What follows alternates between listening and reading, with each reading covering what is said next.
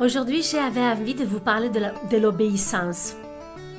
Ce fameux mot-là que tout le monde déteste en fait, qui est un mot énorme, extraordinaire. En fait, c'est la clé. Parce qu'en fait, même Jésus a été obéissante. Ça veut dire que même Dieu, il est obéissant. C'est le premier attribut. Le premier attribut de Dieu, c'est son obéissance. Jésus était obéissant à son Père et à la volonté du Père sur lui. C'est assez impressionnant parce qu'on vit dans un monde de rebelles et on vit dans un monde où notre propre volonté est une forme d'idole, où notre propre timing, nos propres pensées, notre propre système de valeurs, notre propre façon d'appréhender la vie est notre idole en fait. Dans l'obéissance, bien sûr, on ne peut pas arriver à l'obéissance si on n'aime pas la personne auquel on va être obéissante. On ne peut pas, on résiste à une personne qu'on n'aime pas, qu'on ne veut pas suivre. Donc, on ne va pas pouvoir adhérer. On est quelquefois obéissante, on dit être obéissante à son mari. Pourquoi on dit être obéissant à son mari? Parce qu'en fait, ça veut dire qu'on l'aime, on le croit assez capable de nous guider sur le bon chemin. Mais quand au départ on s'habitue à être obéissante à Dieu, on se rend compte qu'on est obéissante à Dieu de plus en plus à la mesure où on l'aime. Parce que si au début on est obéissant par peur, oui, la peur du péché, blablabla, blablabla, on ne peut pas vivre dans la peur toute sa vie. En fait, à un moment donné, on commence à dire, ok, toi, Dieu de toi, j'ai peur, mais j'aime les humains. Donc, je vais m'arranger avec tes commandements, je vais les arranger un peu, et je vais en faire de tes commandements un truc à ma sauce, où il y a aussi la place de l'amour qui rentre dedans. Et à ce moment-là, on devient des chrétiens moelleux qui nous arrangeons avec le péché. Et en fait, c'est hallucinant parce que derrière le péché, il y a toujours le mot amour. Mais en fait, si on aime vraiment Dieu, on ne va pas marcher dans les roseaux, on ne va pas marcher à zigzag, on ne va pas y aller un peu au péché, un peu avec Dieu, un peu, comme on disait dans la Bible, chez les prostituées, un peu avec Dieu, un peu dans la drogue, un peu avec Dieu. Donc on ne peut pas y aller en ce zigzag permanent parce que Dieu est le chemin. Et je ne crois pas, oui, Dieu écrit droit avec des lignes courbes parce que finalement, avec tout le vacarme qu'on fait de notre vie, moi la première, ok, il arrive à faire de ça une ligne droite vers le paradis avec le vacarme de notre vie. Mais soyons d'accord, à un moment donné, il va falloir qu'on concilie le mot amour et notre vision de l'amour avec Dieu. Et qu'on arrive à faire l'unité. Et qu'on se dit, attends un peu, j'aime les humains, mais mon amour, il est limité. Il est défectueux, il est moche quelquefois, et il est profiteur, il est manipulateur, mon amour. Et Dieu, il m'aime gratuitement, malgré le fait que je l'aime du même amour que j'aime les humains, j'aime Dieu. Et en fait, à un moment donné, on se rend compte que si on se connecte à l'amour que Dieu il a pour nous, doucement, on va pouvoir aimer plus les humains. Mais pour ça, il va falloir qu'on soit obéissante à Dieu. Parce qu'en fait, c'est comme un metteur en scène. Moi, je fais beaucoup de cinéma.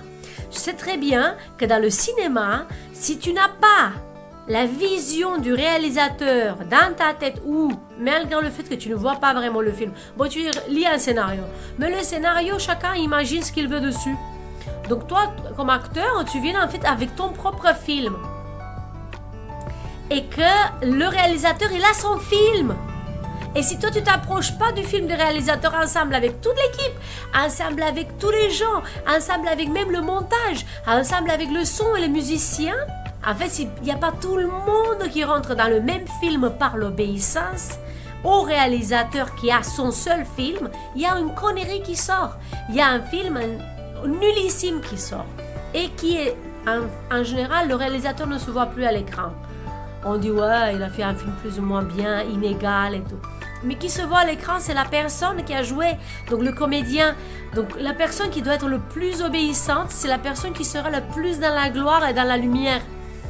En fait, la personne qui va être la plus mise en avant, ça sera la personne la plus obéissante. D'où je veux venir à l'idée que l'obéissance, c'est une gloire de laquelle on ne peut pas se glorifier. Parce qu'en même temps, c'est une gloire qui nous glorifie, en même temps, les pharisiens, ils croient avoir mis la main sur l'obéissance. Et en fait, ils n'ont rien pigé. Parce que l'obéissance, c'est un don. Donc, quand tu crois être riche d'obéissance, tu deviens un pécheur contre Dieu. Parce qu'en fait, tu te coupes du fait que, pareil, tu crois devenir le metteur en scène de ton propre film, qui va être obéissant par sa propre force. Dis, bon, ok Dieu, il faut que je sois obéissante, mais je vais être obéissante, tu sais quoi, je vais être un super prêtre, je vais être très sage, et tu vas voir, moi je vais être le plus obéissante et tout. Et là, tu rentres dans le péché d'orgueil. Parce que pareil, tu te débarrasses de Dieu. Et que tu n'as plus besoin de lui. Et en plus, l'obéissance n'est pas une fin en soi. L'obéissance, c'est pour pouvoir jouer dans le même film que Dieu. Donc, si on est obéissant plus que l'obéissance même, et en plus, c'est drôle parce que sur un tournage, le réalisateur, il a son film, il ne peut pas l'imposer à la force du poignet. Parce que déjà, t'es pas en Roumanie où les réalisateurs peuvent te crier dessus et te hurler, même te taper. Mais bon, le réalisateur peut pas être un terroriste qui impose sa vision du film. Je crois qu'il a un peu crisé quelquefois. Ça, c'est la différence avec Dieu, bien sûr. Mais si les gens qui sont dans le film, donc c'est pas par peur qui peuvent être vraiment obéissants. Et en plus, le réalisateur est obligé aussi d'être obéissant à ce qui se présente. Ça veut dire que le réalisateur prend avec ce qui se passe autour de lui, et il compose et il reçoit pour pouvoir donner encore plus. Donc en fait, l'obéissance que nous on la reçoit de Dieu pour le plan de Dieu. Mais l'idée c'est que au travers des événements, on l'adapte, mais sans pour autant rentrer dans le compromis. Moi, je déteste le concept moelleux. Dieu va me pardonner. Dieu, il est gentil. Il est très gentil. Et grâce à sa miséricorde qui est gentille, il va me pardonner. Tout le temps. Je peux faire ce que je veux. Je m'arrange avec la vérité. Je m'arrange avec le péché. Je m'arrange avec les choses. Je fais tout ce que je veux. Et Dieu, il va me pardonner. Chaque fois. Ça, non. C'est pas de l'obéissance, ni même pas de la foi. Parce que c'est vrai que tant qu'on est dans l'erreur à croire que notre amour humain va tout faire, on va s'y prendre par rapport à l'amour humain, on va faire toutes sortes de conneries, on va tomber dans le péché à droite, à gauche. Mais quand on croit que tout ça, c'est pardonné tout de suite et qu'en fait, en disant ouais, excusez-moi, on croit qu'en fait le film va être rattrapé. Mais le film ne va pas être rattrapé. Il ne peut pas être rattrapé partout. Le film, il peut être sublimé. On peut réparer un peu, disons, les contours, faire du blushing sur les choses. Mais le film, en fait, dans lequel on devait jouer, il ne peut pas complètement être rattrapé. Et ça veut dire qu'on est en train de jouer dans un autre film. Doucement, on joue dans un autre film où notre vie se joue de nous à notre insu. Parce que nous, on a fait une sympathie aussi avec le péché, aussi avec Dieu. Je ne sais pas si c'est clair. Moi, j'essaie de partager ma connaissance par rapport au cinéma et la mettre un peu par rapport à l'obéissance. On appelle Dieu le grand créateur. Donc, il est créateur, il fait avec quelquefois ce qu'on lui donne. Mais si on a commencé à poser des bouts de bois comme ça dans notre vie, dans toutes les directions, qu'on ne s'attende pas que la maison tienne, qu'on ne s'attende pas que tout tienne. Si tous les bois sont mis un comme ça, un comme ça, un comme ça, ben la maison elle tombe ensemble avec le plafond. Et le plafond, c'est un peu notre cerveau qui s'écrase aussi. Donc à un moment donné, on se dit, mon Dieu, mais qu'est-ce qu'il m'arrive? Je suis en train d'aller à l'hôpital, je fais des dépressions, je suis chrétien cependant, et je déprime, et je ne me lève pas de... Et en fait, c'est ta faute, Dieu, tu ne devais pas me rendre si sensible, tout ça. Mais non. C'est toi qui, chaque fois, à chaque étape de ta vie, a signé un petit contrat avec le compromis. Toi-même, tu as pris un petit pas à droite, un petit pas à gauche, un petit pas devant et un petit pas en arrière. Et en fait, tous ces compromis-là, malheureusement, ça crée de l'usure. Et un jour, malheureusement, pas mal d'édifices construits par le main d'homme, ils ne tiennent pas. C'est pour ça, dans l'obéissance, donc, il y a une joie d'être obéissante. Il y a un risque de richesse d'obéissance qui s'appelle le pharisianisme. On commence à être riche d'obéissante. Waouh, qu'est-ce que je suis obéissante! Eh bien non, tu n'es pas obéissante, tu reçois l'obéissance. Parce qu'en fait, en regardant le plan de Dieu sans savoir vraiment ce qui se passe dans sa tête, en étant inondé d'amour, tu ne peux pas faire différemment que d'être obéissante. Moi, je me rappelle, je suis passée d'une vie olé, l'amour comme moi je l'imaginais, à un appel radical de la Vierge Marie qui m'a dit « Sois chaste, lumière et tout douceur ». Je dis « Il n'y a pas de problème, tu veux chasteté, l'espèce de culotte là en ferraille avec une petite clé. Oh, il n'y a pas de problème, je vais le faire ». J'ai tenu 1 an avec des souffrances hallucinantes. Après, je dis, je ne tiens plus, ce qui se passe. Moi, je veux un amant, j'avais un amoureux, je veux faire des bébés et tout. Et ensuite, je suis allée faire une agapé-thérapie. Et dans l'agapé-thérapie, j'ai rencontré l'amour de Dieu. J'étais remplie de l'amour de Dieu, de fil de cheveux jusqu'à pointe des ongles de pied. Et après ça, l'obéissance, c'était un jeu d'enfant. Tout était dans l'obéissance. 1 an plus tard, je tombe amoureuse fracassamment d'un gars. Je me rends compte très bien que je ne suis pas en train de prendre un très très bon chemin. Mais avec ce gars, je n'ai pas pu rester parce que j'avais dit oui à l'obéissance. Mais je me basais maintenant à une obéissance personnelle que je ne demandais pas tous les jours, le don d'obéissance, comme on demande très rarement le don de sagesse. Pourquoi Salomon, le plus sage de ces sages, demandait tous les jours la sagesse et nous, on la demande une fois tous les 10 ans. Enfin, il faut demander la sagesse, comme il faut demander les vertus d'obéissance et compagnie. Et donc, du coup, à cause de l'obéissance, j'ai dû le quitter, mais contre mon gré, parce que j'y avais engagé mon cœur. Eh bien, ils se sont suivis des années de souffrance, parce que j'étais déchirée entre l'appel de l'obéissance, qui était très forte, et l'amour et le désir d'obéir à l'amour. En fait, c'était pas mauvais, mais c'était un mauvais amour. C'était pas mauvais l'amour, c'était juste le mauvais amour dans le mauvais moment, avec la mauvaise personne qui était extraordinaire et que peut-être j'oublierai jamais. Mais en fait, c'était juste la désobéissance. Et en fait, le tiraillement, la souffrance, j'ai lâché carrément des bouts de ma chair parce que j'ai dû me retourner vers l'obéissance. Moi, je suis tombée malade de hépatite d'amour. Je ne sais pas si vous imaginez que ça existe, l'hépatite d'amour. En fait, le centre de l'orgueil, il est dans le foie, il semble. Et dans la foi. Il y a toujours le tiraillement foie, orgueil, foi, orgueil.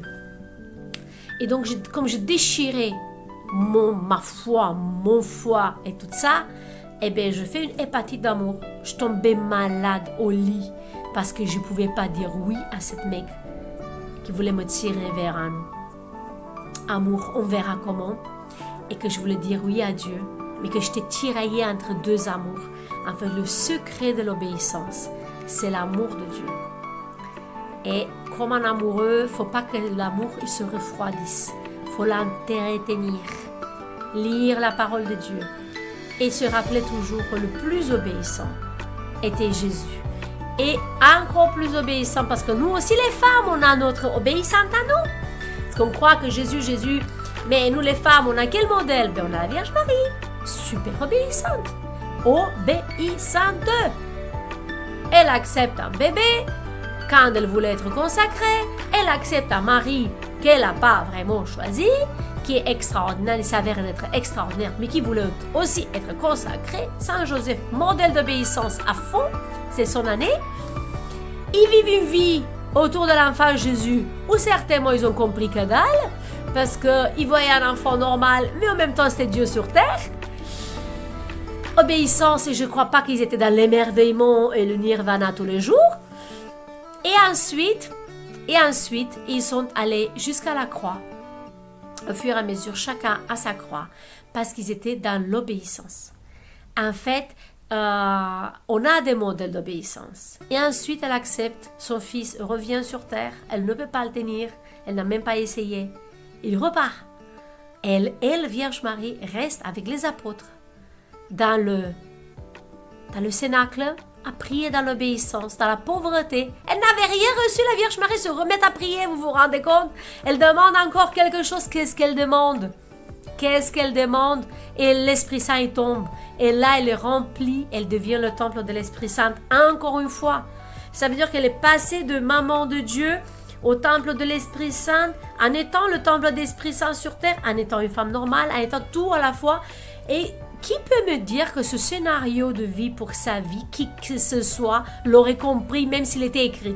Désormais, toi, voilà, je vais te donner un petit rôle dans ce monde, dans l'économie du salut, enfin dans le projet de salut de Dieu sur terre. Tu seras la mère de Dieu, ensuite tu vas partir en Égypte, ensuite tu vas venir, ton fils va partir dans les synagogues, il va mourir sur une croix, il va ressusciter, il repartira au paradis, et toi tu vas rester avec les apôtres. Et tu auras l'Esprit Saint, parce qu'en fait, tu l'auras déjà l'Esprit Saint, mais tu l'auras encore. Quoi? 5 baptêmes de l'Esprit Saint juste pour la Vierge Marie, qui était déjà l'Immaculée Conception. Et les gars, on ne comprend pas le scénario de Dieu. On ne comprend pas. Mais c'est de merveille à merveille. Ça va encore plus loin. La chambre haute du Cénacle était encore plus loin. Vous vous rendez compte? Donc, si tu ne restes pas quelque part spectateur, obéissante et acteur de cette vie-là, mais tu passes à côté d'un truc extraordinaire qui est le plan de Dieu pour toi, le scénario de Dieu, le livre de Dieu pour toi. Tu peux l'écrire toi-même, mais tu risques d'écrire une grosse cochonnerie. Écris-le si tu as envie, si tu te crois tellement fort. Allez, c'est mon âme et conscience, je décide, c'est mieux. Non. Non. Ne tente même pas. Si tu es chrétien, tu fais une espèce de christianisme moelleux, où tu t'arranges, où à la fin, tu perds la colonne vertébrale. À l'intérieur de ton centre, à l'intérieur de ta maison, à l'intérieur de ton temple, il faut un roc. Sinon, ta maison tombe dessus. Il faut un roc qui tient le plafond, qui tient la tête, qui tient l'esprit. Parce que c'est par l'esprit qu'on choisit Dieu. C'est par l'esprit qu'on dit oui quand on part au paradis. C'est par l'esprit. Ça veut dire qu'on sait où on y va. Ça veut dire que notre tête, elle a le droit de recevoir une révélation. Mais il faut la demander. Et un jour, on sait. On dit, ah, je suis passée dans la vie. Quand j'en ai fait moi-même, c'était nul. Quand Dieu s'est mis à construire, c'était génial. Laissons-le construire. Un bébé, ça se naît au bout de 9 mois. Une maison se construit sur des années. Si on prend bout par bout et brique par brique. Et un jour, on regarde la merveille et on se dit, oh, ce qui fait le Seigneur, c'est quand même super beau, quoi. Et on est un peu acteur-spectateur et Dieu, il est super effacé. Il nous laisse au devant de la scène de briller. C'est pour ça, avec des amis chrétiennes, on est en train de monter un site qui s'appelle Ma petite robe de dimanche. On va commencer par une jupe de dimanche et une chemise de dimanche ou un t-shirt, un truc. Voilà, on y va mollo parce qu'on veut redonner le sens de la fête du dimanche par notre tenue. Vous me voyez, je me suis maquillée, j'ai mis un peu de paillettes, des boucles d'oreilles et tout. Voilà, on n'est pas pentecôtiste, on n'est pas... Bon, j'aime beaucoup les pentecôtistes comme ils prient, mais ils n'acceptent pas que tu te maquilles. On n'est pas non plus dans la morne de l'église orthodoxe, des guerpis et tout. On va laisser ça, c'est dimanche. Quand l'époux est avec nous, il faut qu'on soit dans la joie. Et donc, on va essayer de réinventer le look de dimanche qui par lui-même va témoigner de la joie qui nous traverse le dimanche. On va faire des jupes, des robes, des trucs pas chers, créés vraiment par nous. Et on va essayer de le faire à la mesure, avec un message, avec un dessin, avec une imprimée. On va faire, et oui, nous-mêmes, même les imprimés, parce qu'on ne trouve pas les imprimés avec le Sacré-Cœur de Jésus, avec les messages de Jésus. On ne trouve pas ces genres d'imprimés dans le monde. Alors on a besoin de créer tout de zéro. On va vous faire des vidéos sur ça. Et ma petite robe de dimanche, ma petite jupe de dimanche va témoigner du fait qu'on y va à une fête, qu'on y va à une rencontre d'amour, qu'on y va à un rendez-vous unique, qu'on y va dans un lieu de joie. Et du coup, on va proposer pour les filles de se réapproprier le dimanche, comme s'ils rencontrent vraiment l'époux. Et voilà, et bannir un peu le tenue sac à patate et aussi la tenue pantalon pourri le dimanche ou la tenue t-shirt délavé. Voilà, on va essayer de bannir ce qui ternisse un peu l'image du chrétien et on va essayer de donner un peu de gloire extérieure d'une gloire intérieure qu'on sait qu'on reçoit. On sait que la croix du Christ elle est glorieuse et que pendant la messe, on reçoit une gloire hallucinante. C'est nous qui sommes l'image de la gloire de Dieu sur terre.